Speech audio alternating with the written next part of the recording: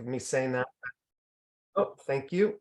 Caroline is one of our students, as all of them are. She is a restorative coach and consultant, and she works for her company called CG Day Services.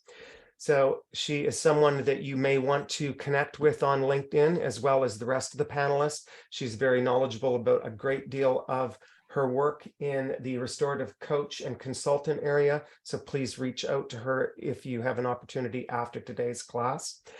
I then have Charles Maroney, and Charles is also one of our graduates.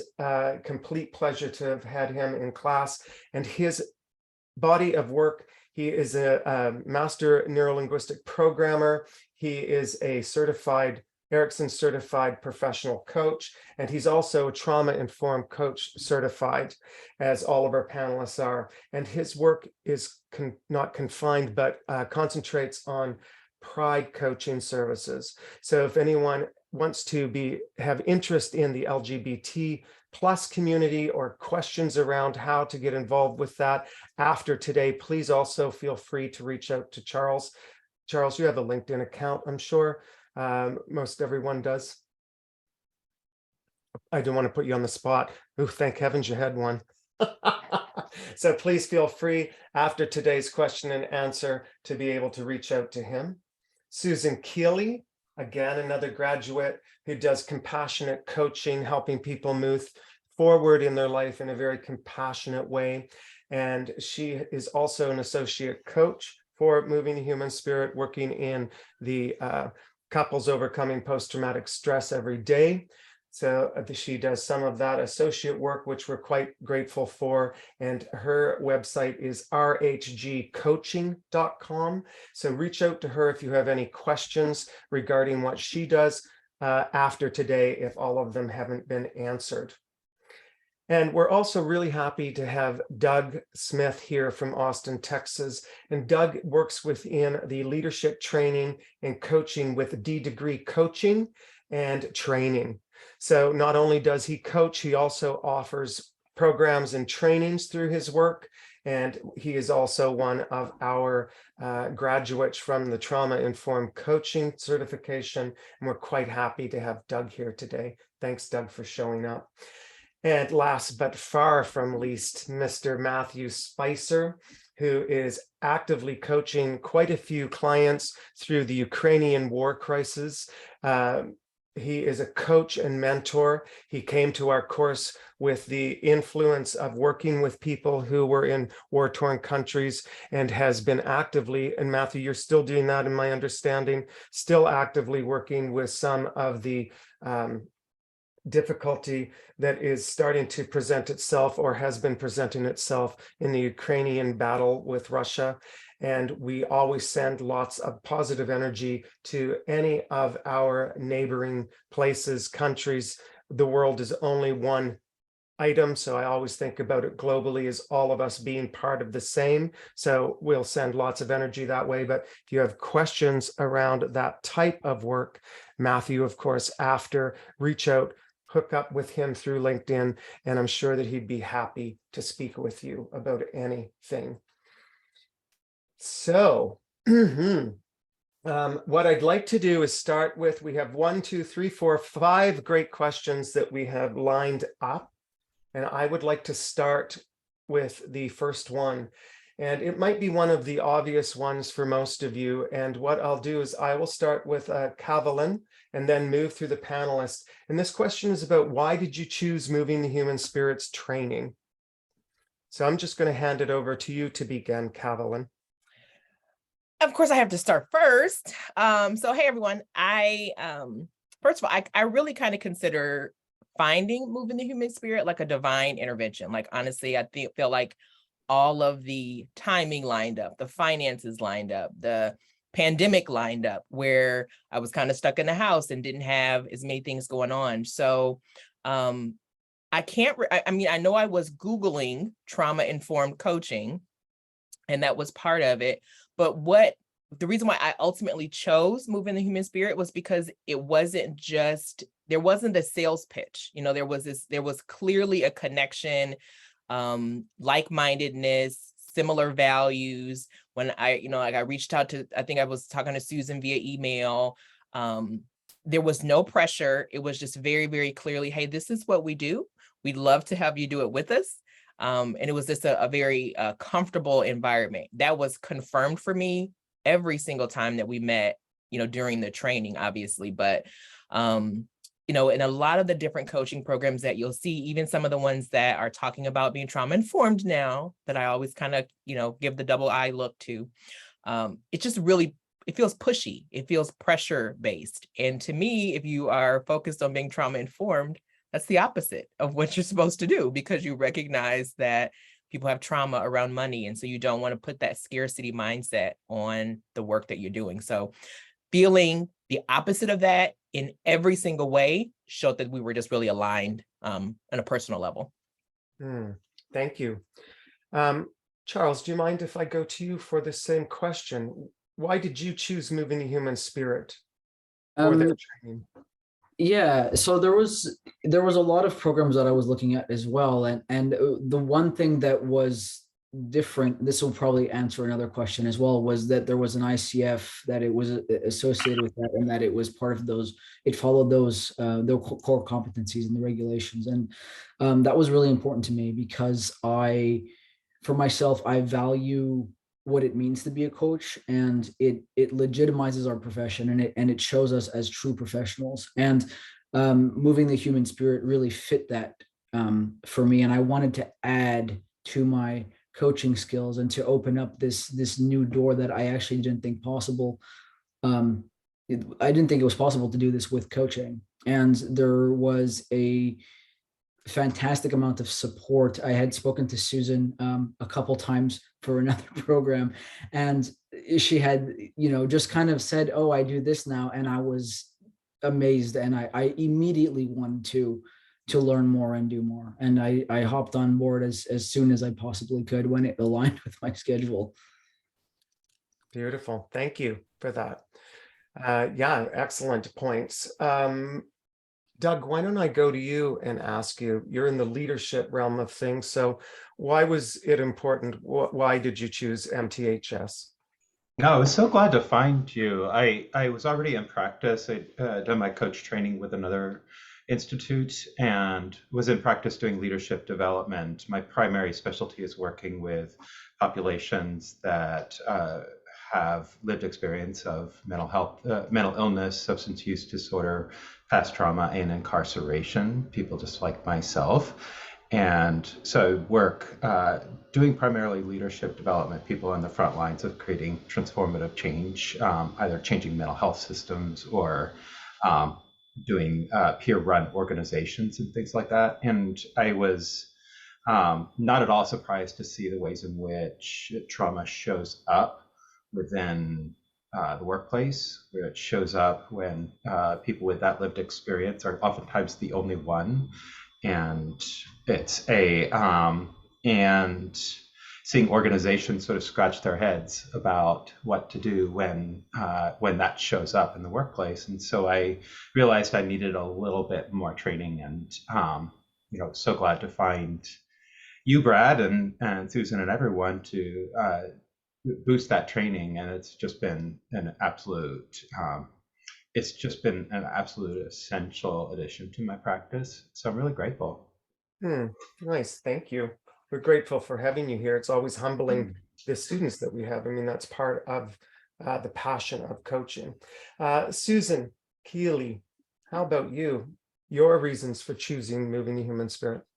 Well, of course, further down the road, you piggyback on what everybody else had to say. So I concur with everyone. And also for me, I just noticed where things were coming up in my coaching, and I thought, wow, I need to learn more about trauma. So of course I Googled trauma, and all kinds of things popped up at me. So I thought, well, how am I going to find something? And so I went for the ICF. And I think, not sure if it's still so, but at the time you guys were the only ICF coaching. But that wasn't it though. Then I talked to Susan, and again, she was so wonderful. It wasn't pushy. She was just so kind. And it was kind of weird to like, well, I'm going to pay all this money. I don't really know anybody that's done this. Or I don't know anything about it, but she just had that. It was very comforting. I thought, well, if this isn't it, I don't know what would be. So jumped in. And the nice thing is the currency rate. So when you're quoted Canadian money, and I'm like, whoa, I look at this big discount. Everything was great. And then I met Brad and I'm like, oh dear, what have I gotten myself into? I just couldn't let that slip. But anyway, it's just been the best. Oh, you know, I don't know what to tell you. And you're great, Brad. You're almost as great as Susan. Okay. Thank you. Yes, I can hear there's going to have to be some checks in the mails after this. Thanks, Susan. Matthew, please let us know your reason for choosing MTHS. Well, I didn't. Events happen. My background has always been more in leadership, consulting, business development. I really didn't want to be in such a class or course, but events happened and you change. I realized I was changing the type of sessions I was doing with a lot of clients. And frankly, for a while, I felt I wasn't able to give a responsible level of service. And I reached out just for help in the coaching community. Frankly, a lot of the feedback was completely useless. And luckily, I just happened to get connected. And I think I contacted Susan first, shouted and screamed at her quite a lot, probably in the middle of the night. And fortunately, realized that this was what was missing. And I would sort of approach this in a slightly different way, that not only did the course help my clients, but the course really helped me help my clients, because I wasn't aware that within 3 weeks of what I was trying to do, I probably was the one who needed more help than my clients. And just very quickly, just by reading ahead with the manuals I had, I started to flag a lot of myself. I self-coached a lot using the resources and the exercises.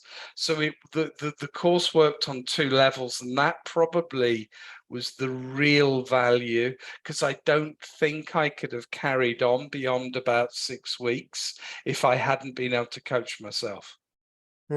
Beautiful.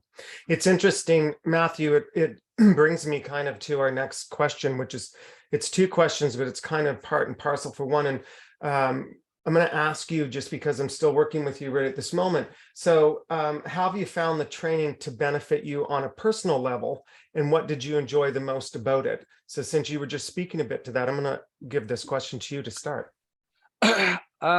Really, firstly, it helped me notice flags in customers and my behavior. I'm relatively self-aware, but probably particularly on some aspects, like I never thought feeling numb was something to be concerned about. I would just think, hey, I need another cup of coffee. I need to give myself a kick up the backside. But actually, through starting to learn more of the indicators, not only mental, but physical, I started to be able to track and see my behavior. And even though very often I was obviously, I was removed from many of the people I was working for, I think you start to absorb a lot of what's happening with them. And I just didn't probably realize how much things were building up. Once I actually had awareness of what the flags were, I could then coach myself through many of the issues. Some things were obvious, like nightmares, but things like feeling numb or, a combination of fatigue, but with a racing heartbeat, was something I would not have been able to pick up before. So that's how it helped. Was the experience pleasant? Did I enjoy the classes? Yes, probably did, because I had an opportunity to annoy and challenge Brad a lot, which was always good fun. And did benefit from some of the sessions I did with other people on the course. So the biggest value in many ways, though, was away from the course, just knowing that there was a framework to help me with. And the worst thing in a way was I started to notice how much trauma there was in my clients who weren't affected by war. But that's probably the answer to another question, so I won't ruin it. Yeah, interesting. Yeah, thank you for that, Matthew. I'm going to go over to Charles, if you will. And when you think about it, what did you enjoy the most about the training, and how have you found it to be of benefit to you on a personal level? Yeah. So I think really getting into the personal level will show how I enjoyed the course. That will become, it will become apparent. But on a personal level, for myself, it honestly was the first time that I was sitting in a room full of people where I felt truly seen and heard. And I felt like there was, and it was a shock to me, to be honest. I came in with a mindset of I'm a professional coach and I'm here to learn, and I'm just about, the material, and that's it. And I mean, after, the second or third week, you start developing friendships with people and connections, and you have a deep desire to share parts of yourself that you felt were not going to be possible while you were doing this training, because essentially you're in a training. And that opened up the door for me to make connections with people that I've never been able to make before, aside from maybe a therapist. and it was shocking to me, and it was a pleasant surprise. And just to have this network of people who truly understand you and who see you, and build these friendships over the length of time. I think that was a nice thing too about having the program, be over a couple of weeks or a couple of months. Even I think the one that I did was once a week, so it spanned out a little bit longer, as you really get to see people grow and develop relationships. And it was so unbelievably important for me. And I got what when you get something that you need and you don't know that you needed it. And that was really, really what I got from this course.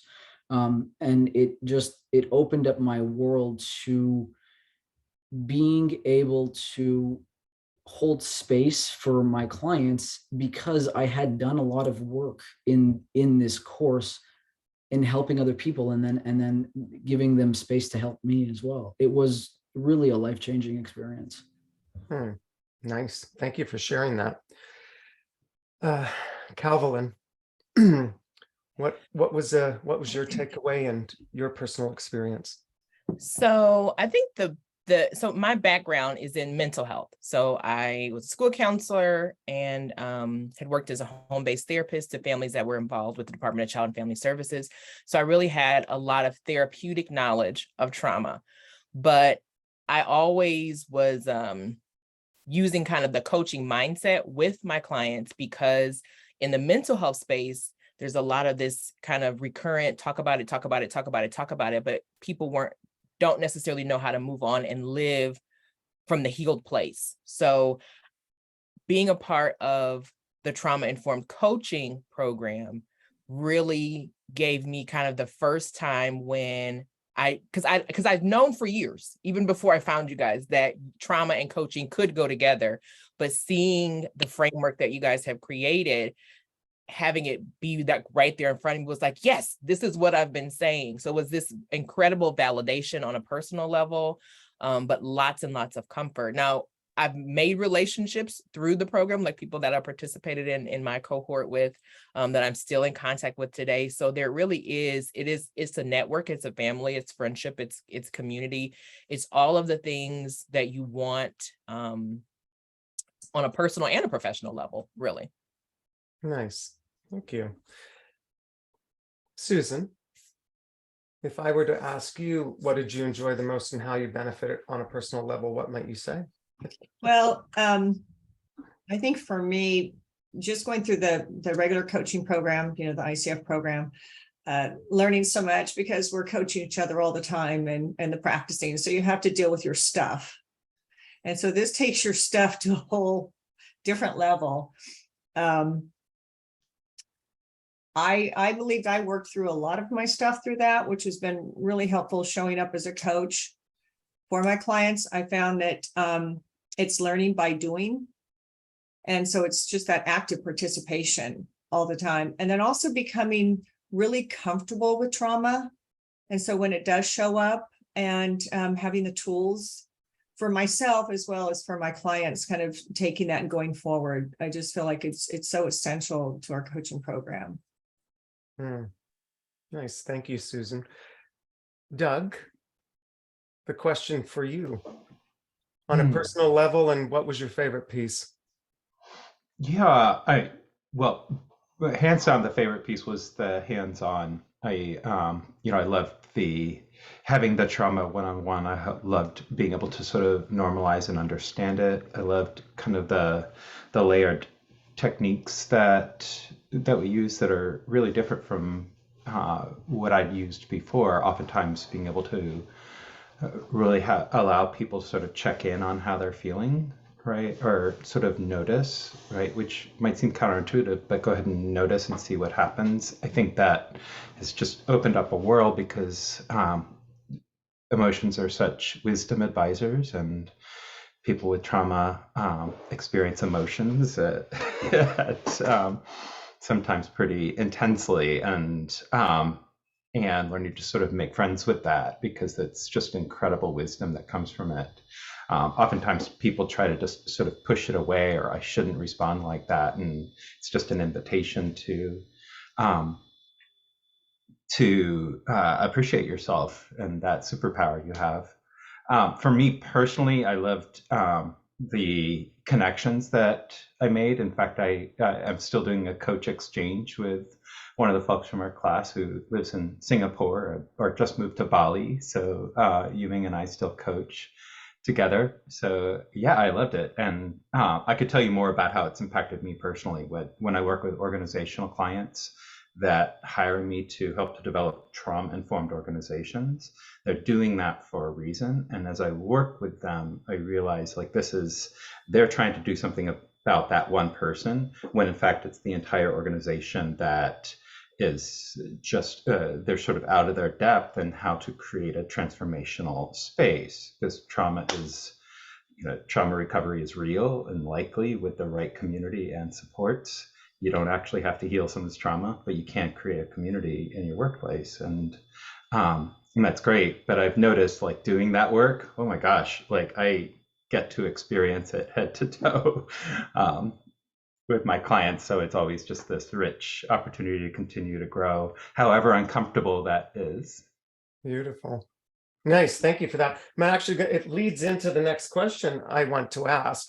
And it was, a little bit about how you currently are using the trauma-informed coaching in your practice, and also the importance of being able to have the International Coaching Federation, knowing that it has been accredited through them. So Doug, when you think about that, you were speaking a little bit about how you're using that in the bigger picture, about where you're looking at organizations and saying, we're trying to, trauma doesn't heal on its own.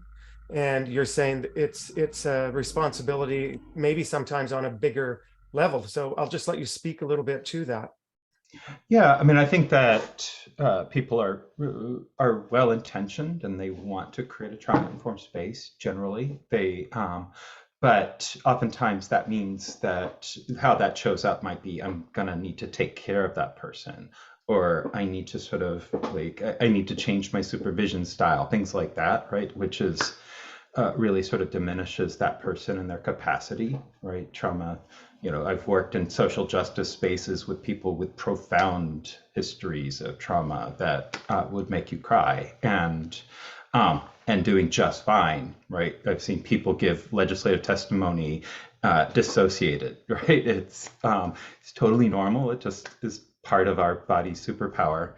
But, you know, back to organizations, I think that it's really kind of inviting them to realize their role in creating, in recognizing how they're contributing to spaces that cause people to sort of sort for control and do behaviors that make work miserable for them, where they're just working all hours, not able to stop, constantly on guard. And when things like feedback and performance are mentioned, it becomes really a threat. And organizations oftentimes identify the individual as the source of that, as opposed to the organization itself not practicing leadership, not making that a transformational space for people. And so I work with the organizations through that. So I'm more interested in what the organizations have created than directly that individual. I do coaching with them, but I'm really working with the organization to make them more effective in with transformation, or excuse me, by being trauma informed. So that systemic overview of what's going on and how to work with that. Thanks, Doug. Exactly. Caroline, I want to ask you about it because I know that your hat has changed a few different times. You wear many hats. And so when you think about how you currently use this type of training in your work and the importance around it being accredited by a bigger body, what are your thoughts on that? Yeah, so I would say I use my business is mostly doing work and Thank you. doing you know, I have an app that I have, and so I do a lot more in terms of kind of not the one-to-one, but the one-to-many model, workshops and events of that sort. So I think it influences every single aspect of what I do, from the way that I structure my programming, the way that I write things, the language that I use. So it just shows up in a lot of different ways. But what I'm finding is that organizations that are looking for consultants are now recognizing that their employees, their community members have this history of trauma. And it really is this barrier between, you know, I work with a lot of nonprofits. So if you are trying to meet people where they are to receive the services that you have to offer, there's this gap where your staff members don't necessarily have the skills to reach out to them. So it's in staff development, it's in program development, it's in all of these different areas. So there's just so much to be done, so much work to be done. And there's just a lot of people who are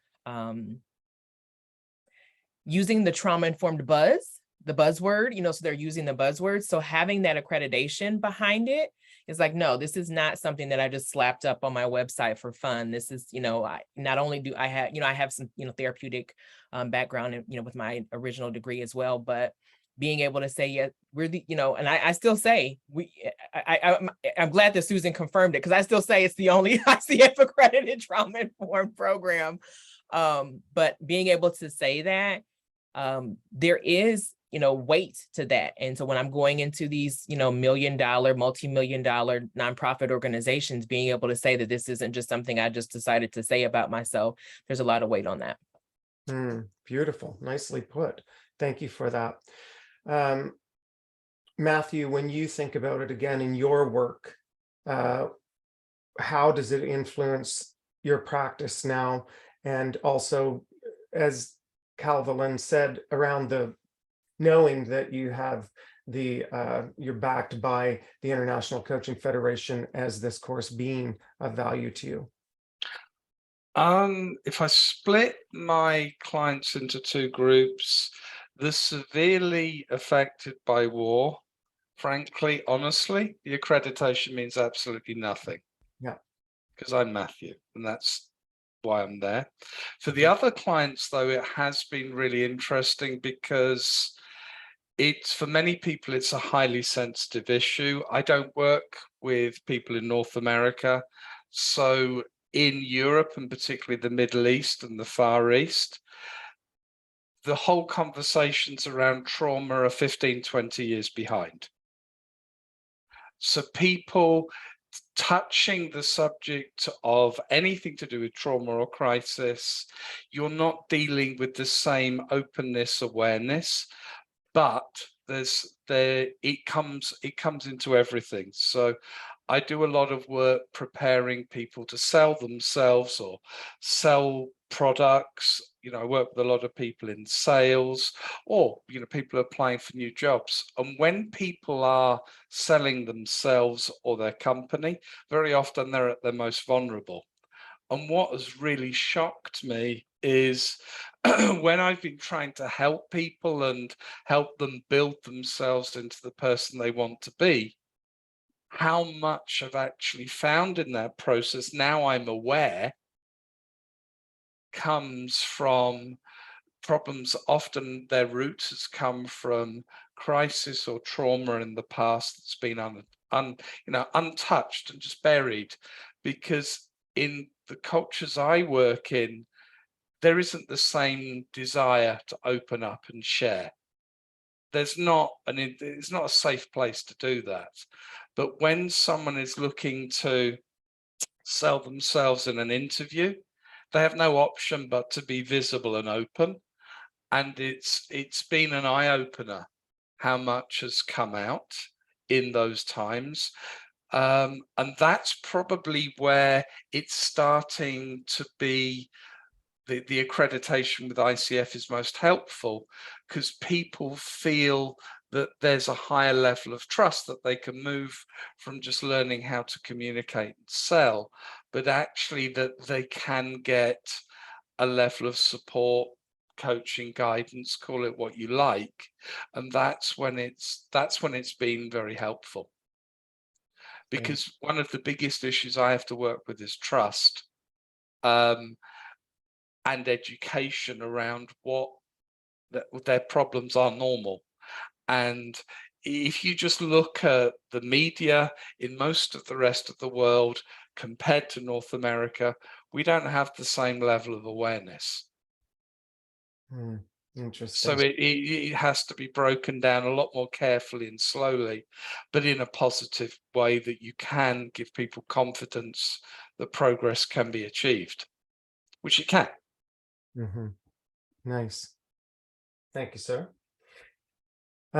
Charles, I know you already mentioned a little bit about the importance of the ICF for you. You know, you mentioned that at the first, so I'll ask this question around how you use this training currently in your practice. Yeah, I can touch a little bit. You know, one thing that the ICF, having that ICF credential was important was you know, a little bit about that too.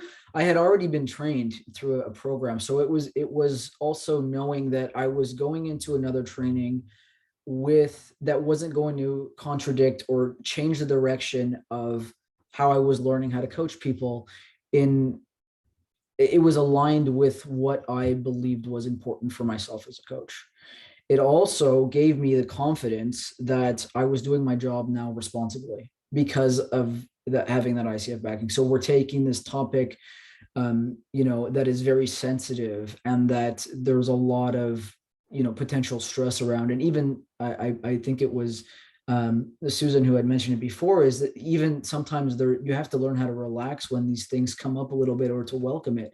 And there was always this, having that ICF credential backing allowed me to know that, okay, the way that I understand this now, it's okay that I'm coaching around this subject or this topic, or if these things come up, I'm able to recognize it and to handle it responsibly within my profession. How I use it, you know, Brad likes to use the word imprint. Not a lot of people come saying that they have the disorder that is caused by trauma. Not everybody shows up saying I have post-traumatic stress. People will show up and they'll want coaching in general, or coaching for, you know, something that may not seem to align. And my ability to recognize when there's an imprint there and to handle that situation, knowing what question I'm going to ask next. Is it going to activate their nervous system? Are they going to misinterpret it? Is their breathing going to change? Are they going to dissociate? I need to know, recognizing that there's an imprint there, that this person may or may not be calling trauma, how I'm going to proceed in these coaching sessions. And that is, you know, a primary method of how I use this training, is simply the ability to recognize how to proceed in conversation. Nice. Thank you for that.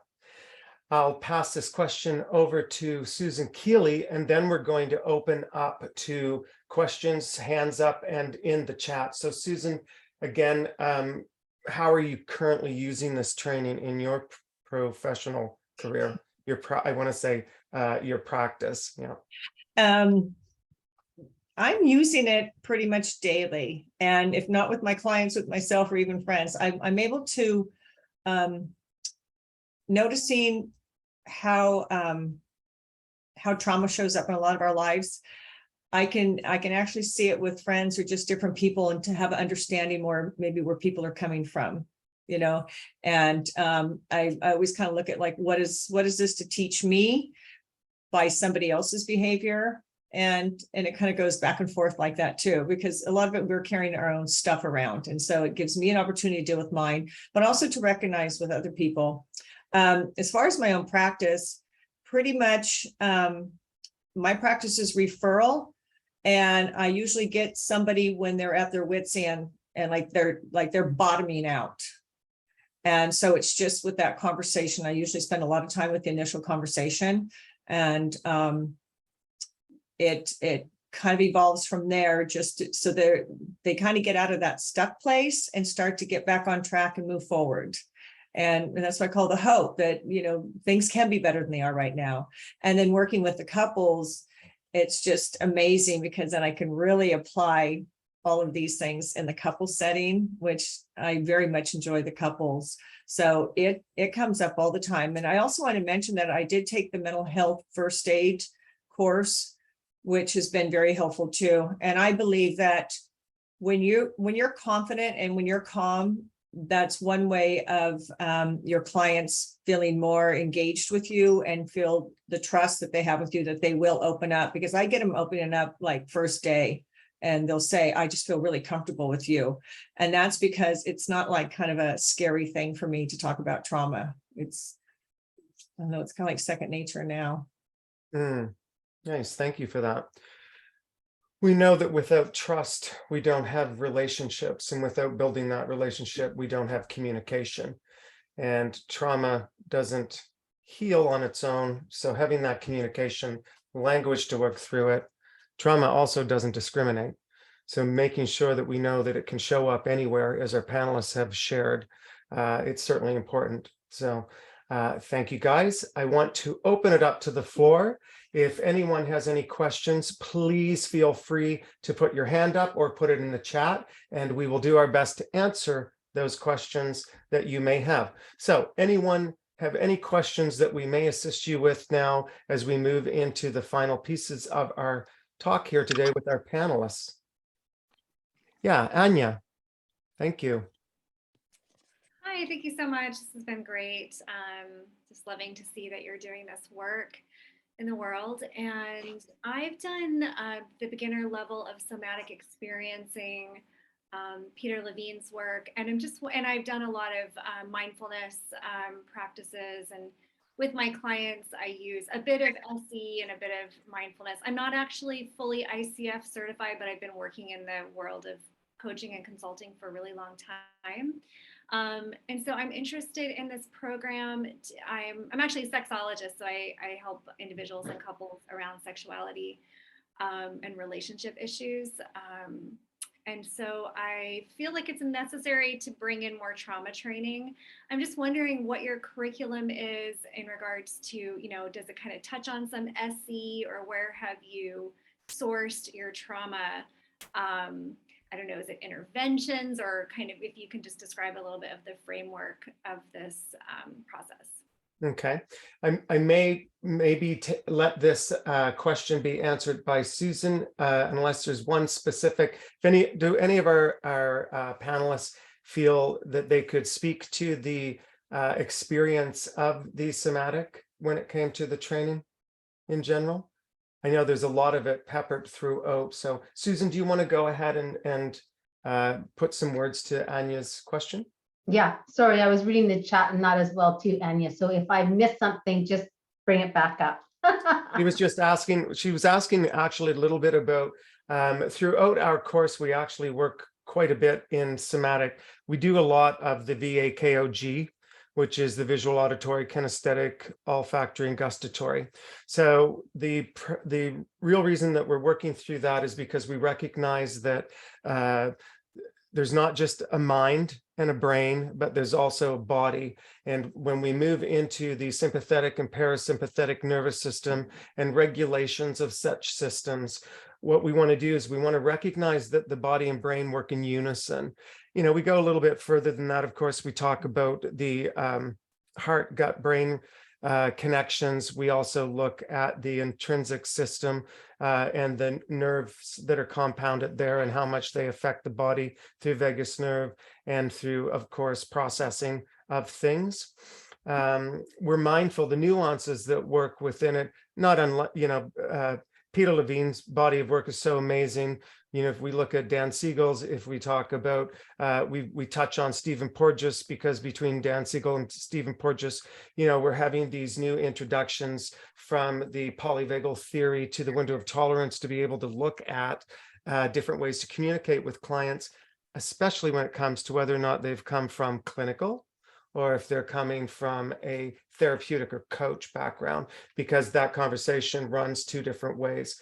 So the short and long answer of it is we do a lot of that, and we try to introduce it quite a bit because we want to recognize that if you have a sore knee because you're a runner, you might have to check the sneaker. And people might say, well, it's not my foot that hurts, it's my knee. And it's because the last time I checked, your foot's connected to your knee. So we really look at it all as a whole. You know, it's the whole purpose, it's the whole piece. So we really want to approach everything from the mind, body, spirit, or soul point of view, because we really feel that if you don't address each compartment and talk about them. So we're talking about cognitive stuff like language. We're talking about how people adjust with the thalamus, how the limbic system is working within the body, and how that also supports, or in some cases reacts within what the body is doing, i.e., you know, if we think about Van der Kolk's work around the body keeps the score, if we think about Gabor Mate's work, which is compassionate inquiry, is quite interesting because it moves into some of the original pieces of what trauma-informed coaching is. The difference is, Doug pointed out in the chat, is that Gabor Mate actually is leads because he's from a clinical therapeutic. We don't. We move in those directions, but we hold the client as completely capable and unique, and they have all the answers inside of them. And we do that through somatic. And we also do that through non-leading, because we hold them in a place of resilience to pull them out of victimization and woundology and to be able to move forward. I hope that answers a bit of that question for you. Yeah. Wow, that was way better than I would have said. Anya, I can talk to the piece in that about when you talked about that you had done a lot of, other things in that as well. So with our program, it's kind of twofold. So if you do not hold any type of coaching certification that is ICF or equivalent to the ICF, then you would start with the trauma-informed coaching basics. And that course, it gives you the foundation of coaching, period, right? There's no trauma information in that in it. We strictly teach you how to be an ICF accredited coach. Then when you move on to TICC, that's when Brad takes over, and Kim, and they are the ones that do the deep dive into the trauma piece of it and everything that Brad was just talking about. To say I'm about 3/4 of the way through an ACC school. Oh. Would it be prudent to wait until I'm fully ACC?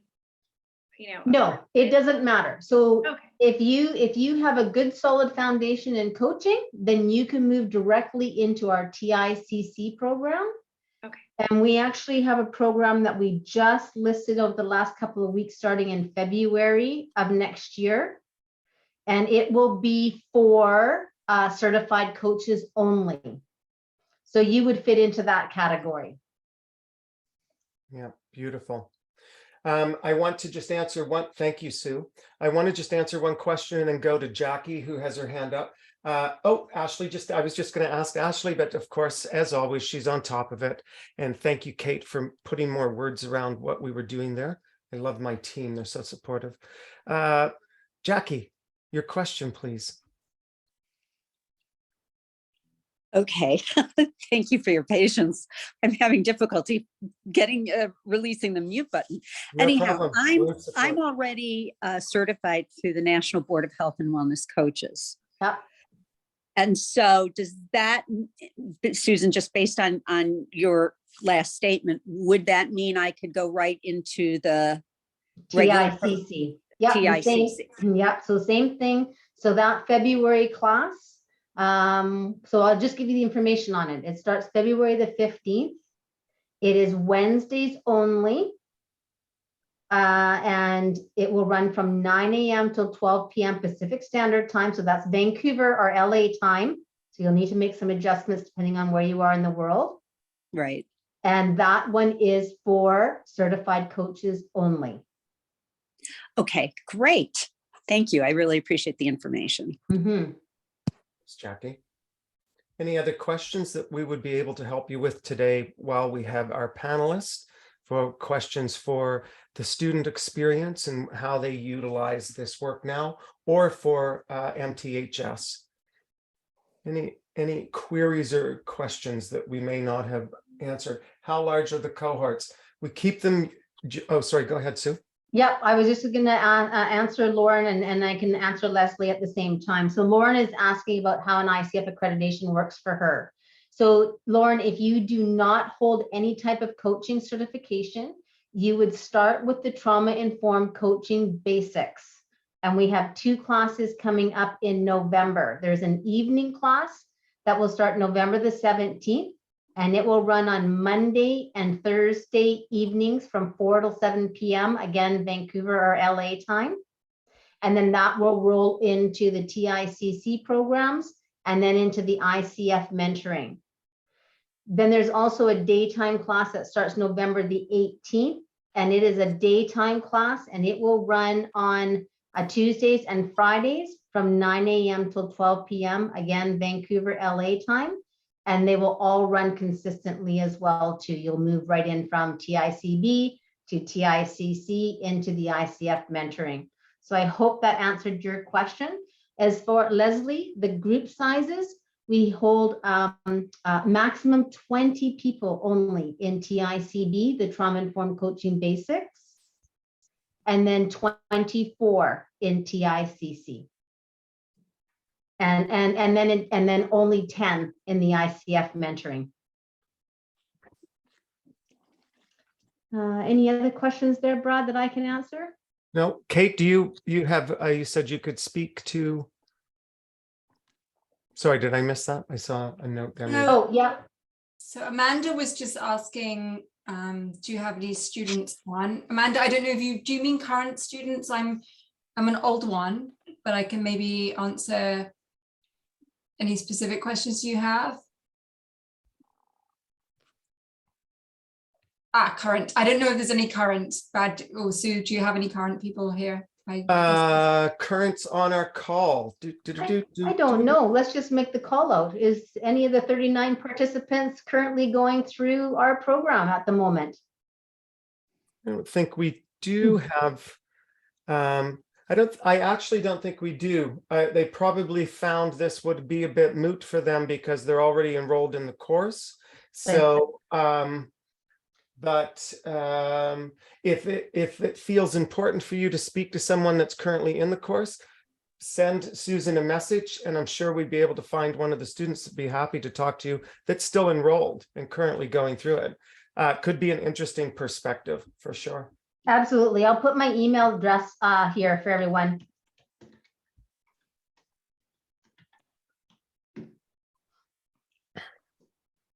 Any other questions that we can help with today? And Susan, is there anything else that you felt that we didn't cover that we might want to? Our panelists have done such a good job. I know you wanted to give an offer to anyone that was on here today. I'll leave you to do that. Yeah. just one of the things some people ask us also, what is covered in the course. If you go to traumainformedcoaching.com, you will see a brochure there, and the brochure actually outlines the entire course material that we deliver. Let's see if we can, let's see if we can pull that up. I can actually probably grab that. If not, maybe Ashley, you're probably way faster at that than I am. No problem. I can put the PDF in the chat. Okay, Thanks. awesome. Thank you so much. Thanks, Ashley. So go ahead, Susan, and then we'll wrap up. Yep. So I can cover the costs if anybody's interested in that. I can definitely do that. So the costs, there's there is three pathways. So package 1 is all the courses, TICB, TICC, and ICFM. So the basics, the trauma-informed certification itself, and then the ICF certification. So all 3 of those pieces. So that course is $6,050. Now that is Canadian dollars. So currently in US funds, that's around 4,600 US. So your dollar is very strong at the moment. And we also have payment plan options on those as well. You can either do a 3-month payment plan or a 6-month payment plan on that package. The next package is package 2, and it is really there for people that are already, the easiest way for me to explain it is you probably don't need an ICF certification. So you maybe are an HR manager, or you are a nurse or a doctor or a teacher, where not necessarily coaching isn't going to become the primary source of income. Coaching is becoming a way of language for you. And so in that case, that's package 2, and that is TICB, so Trauma-Informed Coaching Basics, and TICC, Trauma-Informed Coaching Certification. And the cost on that is $4,400. And then again, that is Canadian. And then for those that already hold a coaching certification, whether it is an ICF certification or equivalent to an ICF certification, so it can't be something like Udemy or a weekend class or anything like that, then you would move directly into the TICC program, the Trauma-Informed Coaching Certification. And we do usually once or twice a year, we have courses specifically there for you, hence that February class.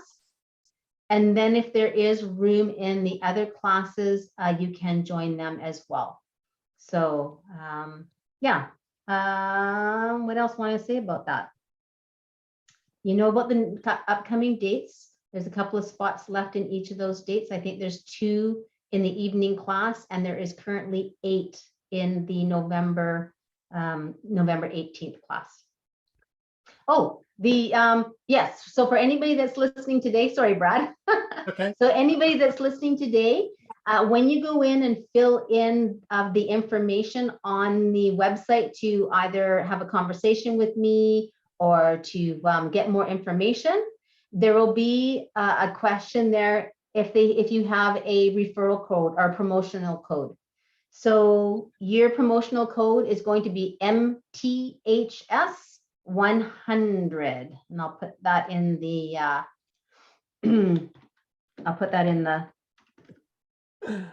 and then we can give you $100 off, and we know where you guys came from. I want to honor that. Thank you, Sue. I want to honor that Jean had her hand up too. Jean, can I ask you to unmute and ask your question, please?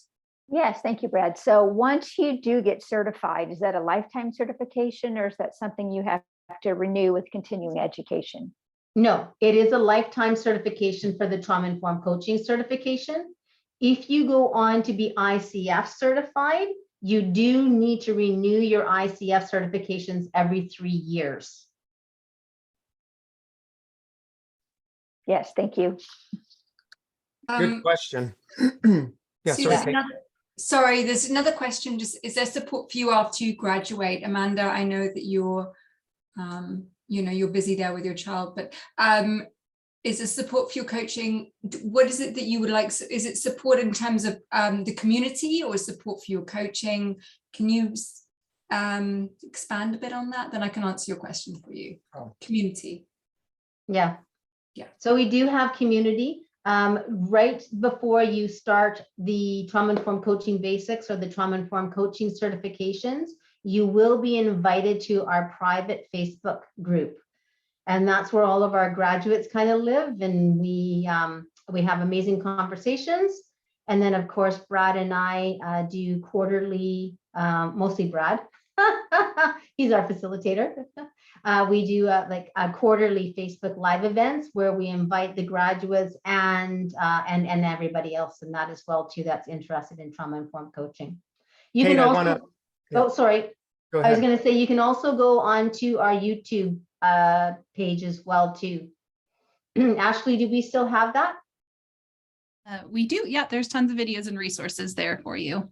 Perfect. Thank you. Kate, do you have anything more to add to that? Because I know you're, thank you, Anya. I know you were helping answer that question with the community piece.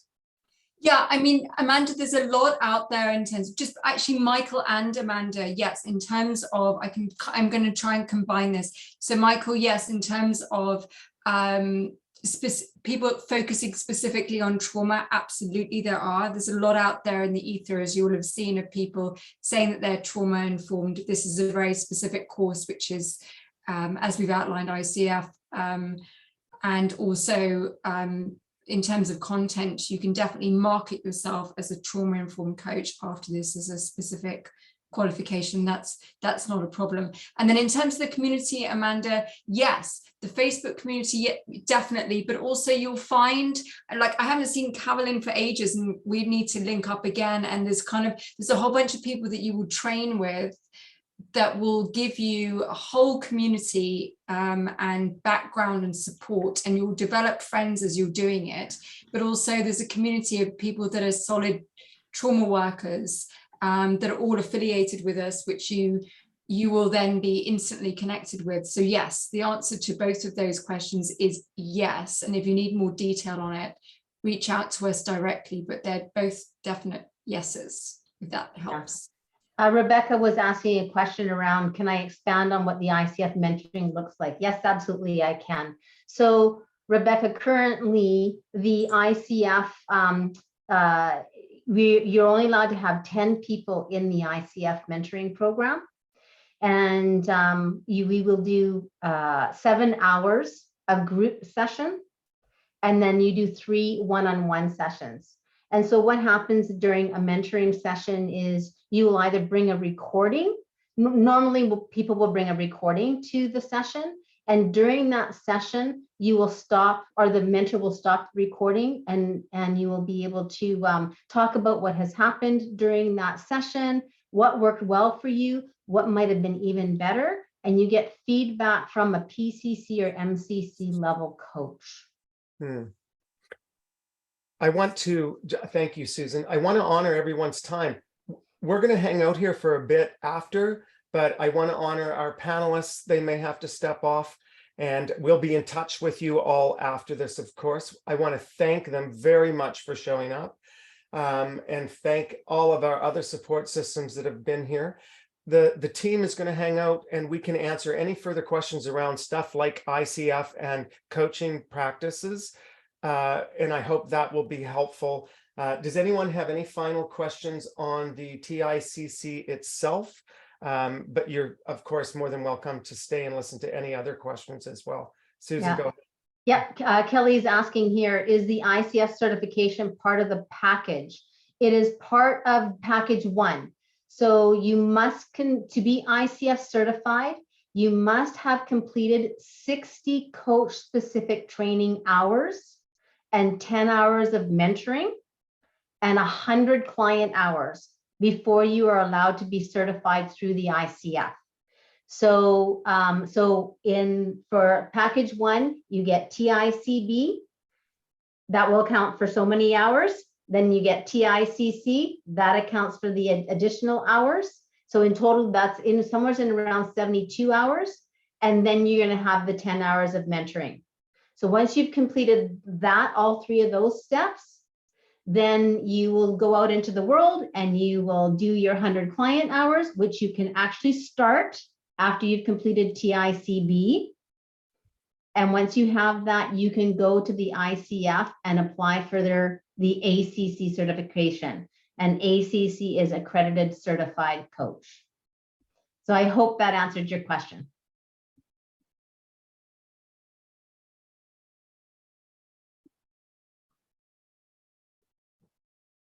Any Wonderful. further questions? Wonderful, nice. Perfect, great, thank you. Yeah, any other questions? Absolutely, feel free to reach out. I am always here and open to a conversation. You will find the link at the bottom of the home page on the traumainformedcoaching.com website. And you can actually book a call with me directly, and then I can answer all of the questions that you have. Yeah, thank you. Perfect. Yeah. Any other questions? Again, please get, like Susan said,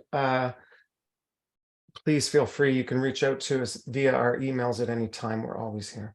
Right. So one of the questions here, Brad, is we are newbies to coaching. Will you be able to give ideas on how to get clients? The very last class of TICC, we talk about business building, and I'm going to actually start growing. I'm going to actually start joining Brad in on those classes, so that both of us there, are there to be able to talk about our journey and what we did, because it was very different, how each of us came into coaching. And yeah, and I'm always open to those conversations. That is my passion. Yeah, and the students that actually attended, you'll find a mix. So there's a lot of wealth of information from them themselves. So that always makes it quite rich. There's a lot of support, not only through MTHS, but also the people that have chosen to attend these courses. So, yes, the Facebook page is a private page for graduates only. and Susan, you put the code that everyone needs to know in the chat. I did. So it's just MTHS 100. Thank you, Ashley. Yeah, so for those that are not part of our graduates, you can absolutely join our Moving the Human Spirit Facebook page, and we have lots of information in that on there. Yeah. I want to thank everyone, thank our panelists for today, thank everyone for taking their time to show up here. It's a hugely humbling to see how many people are interested in doing this type of work that we've been completely passionate about. And again, I can't thank our past students enough for coming on this panel and helping us out with today's conversation. Yeah, Susan Keeley.